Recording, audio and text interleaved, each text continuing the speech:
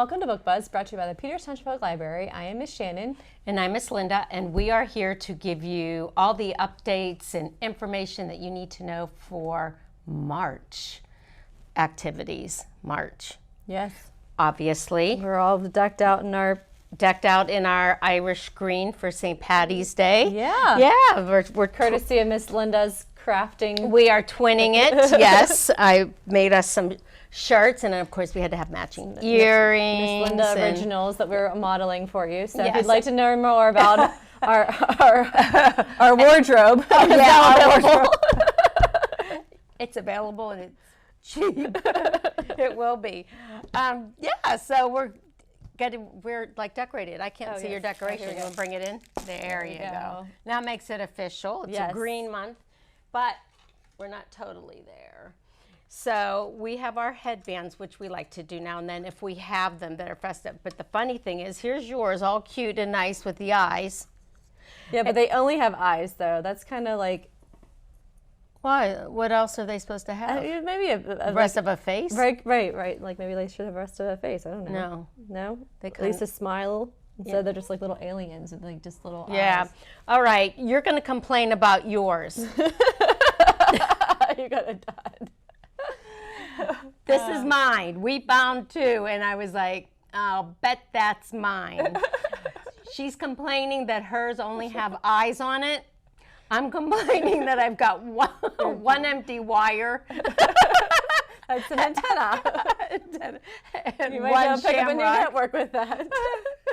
Well, maybe I will, and I'm putting it on just to show that there are no hard feelings and that I'm a good sport. But I'll tell you what, these things are heavy, and they're like... Yeah, they are. Like yank it on my face. Mine are light because I'm missing one, so I could hardly tell they're on.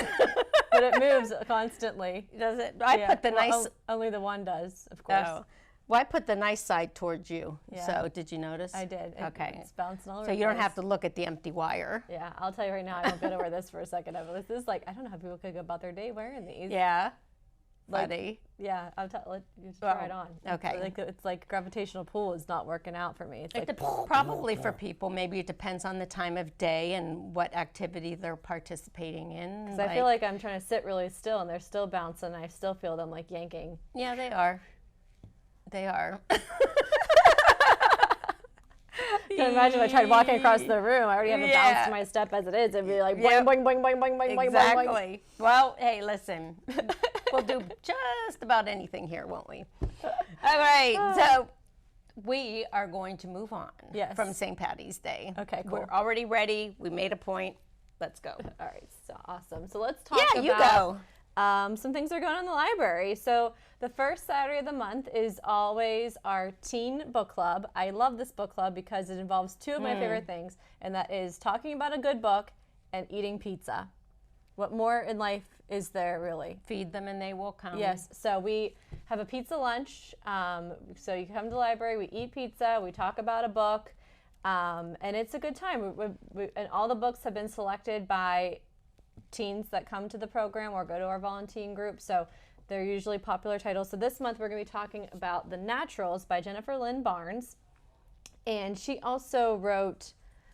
I think she wrote the Inheritance Games. I was going to say her name sounds familiar to me. I feel like we read another one of her books, but this maybe is older than that.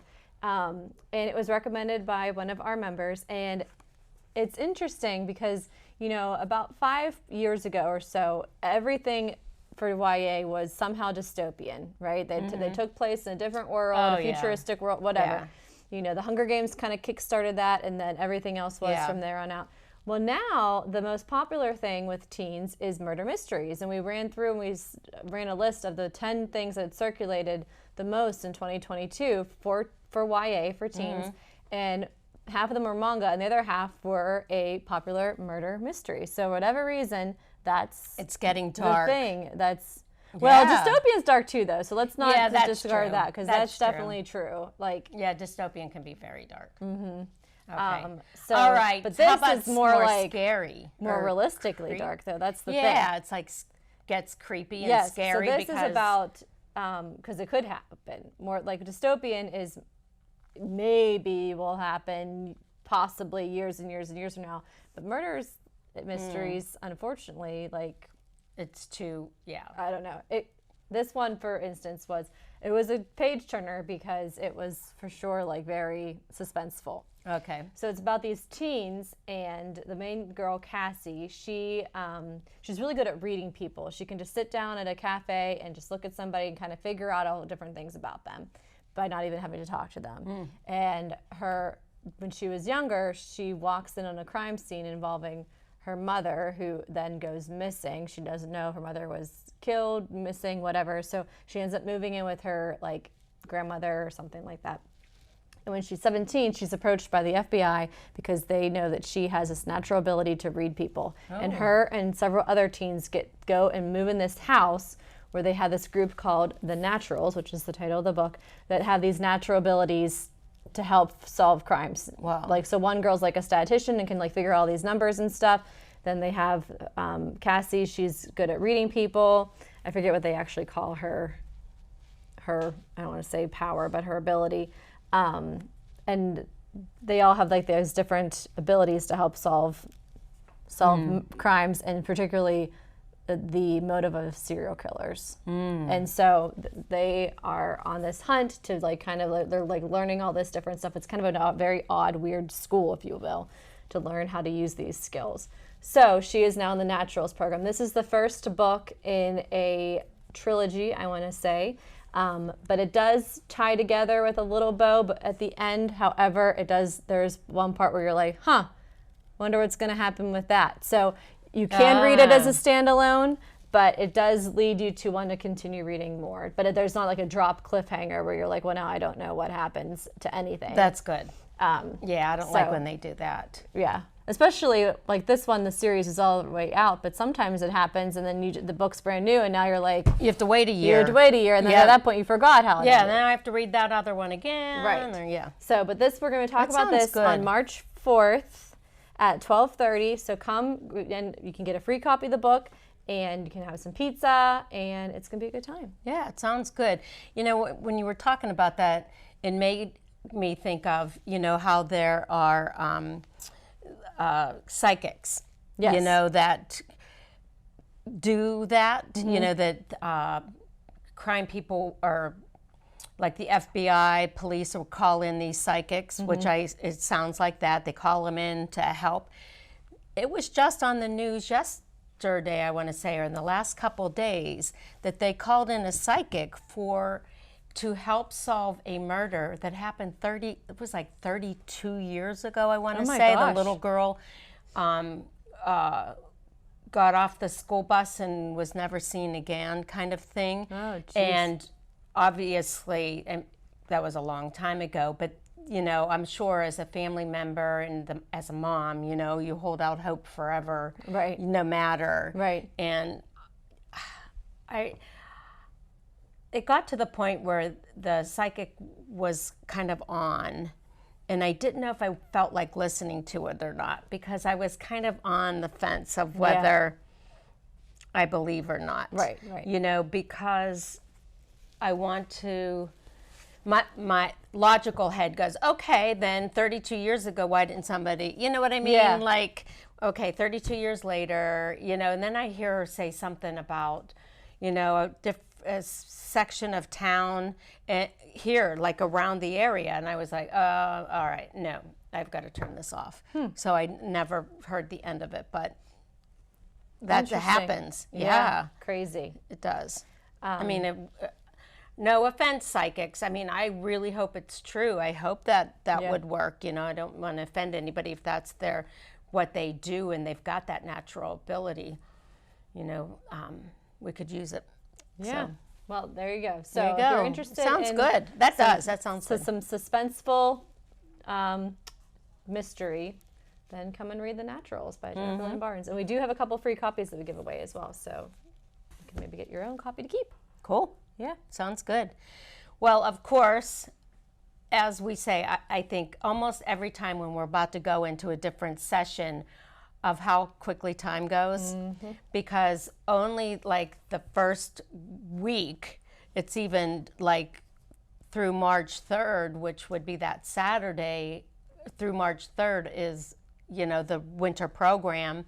and we stop a couple weeks and we pick it up again for spring. Yep, we're moving into spring. Hippity hoppity. It is insane. Yes. I think it's insane. Yeah. You know, Winter where did it go? Disappear. Yeah. Yeah, where did it go? And with the weather and stuff, I felt like winter didn't even really happen. No, you know what? We were just talking about, well, I was talking to the wrong person about this morning on the way into work. That would be my mother that lives in Florida. Their seasons are all the same. It's either warm, hot, or hotter. Yeah, exactly. And she goes, oh. She goes, oh, how's it there? I'm driving to work. I'm like, wow, it's, 50 something now. I said, it's supposed to get up to 70 today and then take a turn. And she's like, oh, wow, that's too bad. It's good. I said, I was trying to be positive. I said, we get a break. Right. I mean, I said, this is a nice breather and, and we get back into winter. But I said, our winter overall has been, we haven't really had any bad so snow mild. or anything We like had that. a cold spell over Christmas that was a couple days. Yeah. couple days of brutal. Nobody needed to go out anyway, and I can't complain. And she's like, oh, it's gonna be in the 80s this week, and I'm like, and Right. I'm like, Am I supposed to say I'm sorry? Mom, I am so not sorry. I am not sorry. Not sorry about that. No. Sorry about your luck, but not. Oh, the heat wave. Get over it. All right, we'll move on. So our winter session well, with is spring gonna be over. comes flower, right? April showers, bring May flowers, or March flowers, if you will. So these are flowers that are made out of. Can you guess what material they were used to make out of? But I know. I know you know. I know. Am I supposed to spill it? You can spill it, yes. Okay, coffee filters. Yes. So except for this one, the middle. The middle is cupcakes, yes. Liners. Mm-hmm. And the stems are wrapped Let me see. What? pipe cleaners. She wrapped them with like a floral tape. Oh, she sure did. Okay. Yep. So these are made out of coffee filters that have been dyed and crinkled to look like flowers. There's even some little leaves in here. So this is our tween made that we're having in March on March 14th, 4 o'clock for our tweens, 6:30 for our teens. Come on and make a bouquet of flowers that will never die, which is always nice. Yeah. And make add some spring and life to your house. That's so sweet. I think they're so cute. That is very springy. I was thinking two things. One, that would look nice just sitting on your table, just or nightstand. In a little vase or in something. a little vase, or because even though this is middle of March, well, if you keep them nice and fresh for Mother's Day, you could do a little thing that's kind of farther off. I'm sure she has plans for Mother's Day too. Okay. Oh God, I'm sure. I don't even want to go there. Our Miss Beth is so creative. She's she our comes local up with, craft guru. Whoa. Yes. I just look in awe. And we just enjoy it because then she leaves all the samples and stuff for us. Yep, we do enjoy it. And I learn a lot. Yeah. I just learn a lot. Like, I wouldn't have thought of that. Right. Of what she does. For sure. So that will be on March 14th. Make sure you get signed up for that. Yep. And then the 2 days later, on March 16th, we are doing a brand new show. I printed out the picture of the character here, called Rosie's Rules. This is brand new to PBS Kids, and we're going to be doing our WQED on Rosie's Rules on March 16th at 6:30. I wrote a little bit of the synopsis of the series because it is brand new and I'm not familiar with it yet. Wow. 5-year-old Rosie is inquisitive, hilarious, and she's an expert at finding or making chaos as she learns about the world beyond her family walls. Did you know that you really shouldn't try to mail your cat to Mexico? Oh, okay. It's true. Kids ages 3 to 6 can discover even more do's, don'ts, and aha moments as Rosie, her family, and their cat share their adventures. So Rosie's always up to something, it seems like. She's in chaos, apparently follows her where she goes because she's like, oh, let's go try to mail the cat. Yeah. And then really you shouldn't do that. So it's a cute little funny show that's geared for that, preschool, early elementary school age. So we'll watch an episode of Rosie. We're going to read a story that kind of correlates to the episode, and we'll do some different activities that have to go with the series as well on March 16th at 6:30. Oh, that's really cool. Yeah. From a distance, and when you were reading it, I was kind of seeing her face from behind the paper. I was seeing almost like a Dora face. She does look similar Doesn't to Dora, she? yeah. Yeah. I see that too. Yeah. Big eyes, you know, more of a round face, kind of.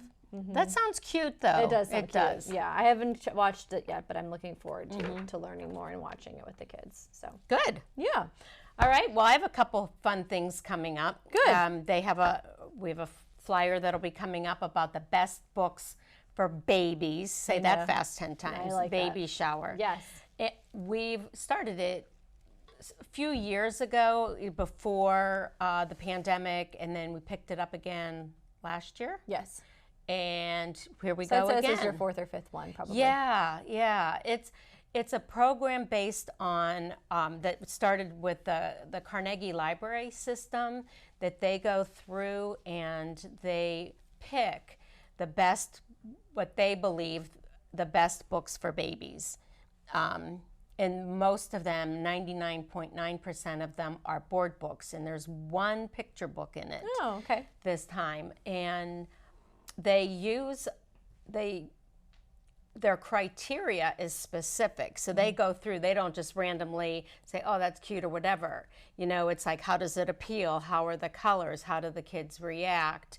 Maybe about the diversity and, all kinds of things like that. So what we're doing, myself and Miss Patty, we throw a baby shower. So if you have if you are expecting or have a child between 0 and 1, you are welcome to come register. And 1. I was thinking 1.5, but I think 12 months. 12 months. Yeah. months. Expecting and up to 12 months. Yeah. Yeah. Just wanted to be clear on that. Get online and register. We are going to show you all the books. We'll be giving away books. We're giving away a big basket that includes all of the books that were chosen for this award. And of course, just like a shower, and you love games. I love a good shower game. I do, especially if there are prizes. We do games. I have a presentation, a little video that I put together for it regarding the importance of literacy and reading with your child. And there may or may not be, of course, food. Yes, we'll have a good shower You have treat. to have a cake. Yes, good old cake or cupcakes. Yep. Yeah, something like that. So register. It is March 18th. That's a Saturday. Saturday, March 18th at 11 a.m. It goes 11 till noon. It's 1 hour or less, just having fun and learning about the books. Yeah, and you're welcome to bring your baby with you. Oh, absolutely. Yep, bring your little ones. We'll have fun with them. Yeah. We'll let them crawl around on the carpet, and sounds good. Yep. All right, and then my last thing, my tween book club for March pick is I Can Make This Promise by Christine Day. So this is what the tweens are going to be read. Edie has always known that she is Native American. She also knows that her mom was adopted by a white couple and has no connection to her birth family. So even though Edie is curious to learn about her heritage, she realizes her mom doesn't have any answers. Until the day when she and her friends discover a box hidden in the attic, a box full of letters signed, Love Edith, and photos of a woman who looks just like Edie. Could this woman who shares her name belong to the Native family that Edie never knew about? But if her mom and dad have kept this secret from her all her life, how can she trust them to tell her the truth now? So we shall see. Kind of a different, getting some diversity in there, and, seeing the life of what happens when you are looking to find out details about your family. Yeah. Where you came from, where you belong. So very cool. Yeah, I can make this promise. All right, awesome. Let's do books. books. I noticed that your book had a seal on it. That means it won some kind of award, which lends me to my book. Wait a minute. Thank you for saying that. It is the American Indian Library Association Youth Literature Award. Oh, wonderful. Yeah. Wow. So now I'm doing a award winner. However, because yours is about a Native American, so happen, this is unplanned, I will throw this out there, I also brought a book with a Native American protagonist. We don't plan Anything. So this just happens to be a very cool coincidence. Oh, and good. this book is top right now on my to read list. I haven't read it yet, but it sounds really good. It's called Stars That Always Stay, and it is about it is a historical fiction. It takes place in 1914, and Norvia and her siblings, 5 of them, they their mother, their father is deceased or not in the picture for whatever reason, and her mother remarries. And when they go to move, they leave their tribe area that they were living in, and her mother marries this new husband, Vernon, and first thing she says to them is she says, I would also appreciate, Ma added, if you 4 did not mention our background. Our background, Elton repeated as if daring her to clarify. Ma was up to the challenge. Our Indian blood, she said. I don't feel it needs to be discussed with our new family. Elton let out a low, humorous laugh. They can't tell just by looking at us? Ma pursed her lips. I don't wish to discuss it any further. Can you refrain from mentioning it? They dutifully mumbled yeses. Norvia was left standing on the porch feeling more lost and alone than ever. So the mother, for whatever reason, does not want her new husband nor his children, so they're her new stepchildren, to know that they are Native Americans. So they are now going and living somewhere near Lake Michigan with this new family and acting like they just forgot all their heritage. So I'm interested to see how this plays out, but it sounds like a really good story. Wow. It's A Star That Always Stays by Anna Rose Johnson. Again, historical fiction, and so that should be wow, that is a coincidence. Yes. With our choice of books. So yeah, glad. Okay, so I was excited to talk about this one, Lois Lowry's newest book. It's called The Windaby Puzzle. She is a 2-time Newbery medalist. And this is like hot off the press. We don't even have it labeled and cataloged yet because I grabbed it to be able to show it here. Lois Lowry is the writer of The Giver and Night Without Stars. What? The Night Without Stars, right? No, it's called what's it called? The Stars. But it's not The Night Without Stars. It's Number of the Stars. Number of the Stars. Yeah. There is a book called Night Without Stars, though, too. But not by her. Number of the Stars. There's stars. And this is pathetic. Like, for me to not be able to spit out Number of the Stars, and that's my favorite book of hers. I just liked it. I liked it a lot. Good. I had to read that one in college. Actually. So anyway, she's famous for those 2 that she won the award for, and this is a brand new one. Oh, look at that picture. Ooh. Okay, let me see if you can see it. Like this skeleton that's been unearthed. Body, bone, skeleton thing. Looks like it's been there for a while, doesn't it? Just a few days. All right, didn't happen just yesterday. All right. Estreld is not like the other girls in her village. She wants to be a warrior. Varric, the orphan boy who helps her train in spite of her twisted back, also stands apart. In a world where differences are poorly tolerated, just how much danger are they in? Inspired by the true discovery, and this is where this comes in, of the 2,000-year-old Windaby Bog body in northern Germany, master storyteller Lois Lowry breathes life back into Windaby child, left in the bog to drown with a woolen blindfold over its eyes. This riveting exploration of lives that might have been by a gifted, intellectually curious author is utterly one of a kind, and that's how they do it. So this is based on a true story. I mean, not on a finding. Based on a finding. Yes, yeah, not a true story. Wow, she comes up with her stuff like in The Giver. Oh yeah, you know that one. Talk about dystopian. That was like the first dystopian book that it was for that age group. And at least. we talked about that too when we've talked about banned books, and that one was on the banned books list for places, you know, for various reasons. And so good though. Yeah, it was so good. And I didn't understand that, but it's not banned. Number of the Stars, right? Yeah. Not The Night Without Stars. Yes. is the historical fiction. Yes. Yeah. Oh, and yeah, So good. because that's back in, Holocaust. the Holocaust and World War II. Right. And it was so good. Oh, so good too. Yep. All right, so I'm going to talk about, so Lois Lowry is a Newbery winner. The Prince Award is what's given to the top YA books of the year that are awarded for the book that exemplifies literary excellence in young adult literature. The one that won the award was checked out, so that's good. It's called All My Rage by Sabah Tahir. Oh.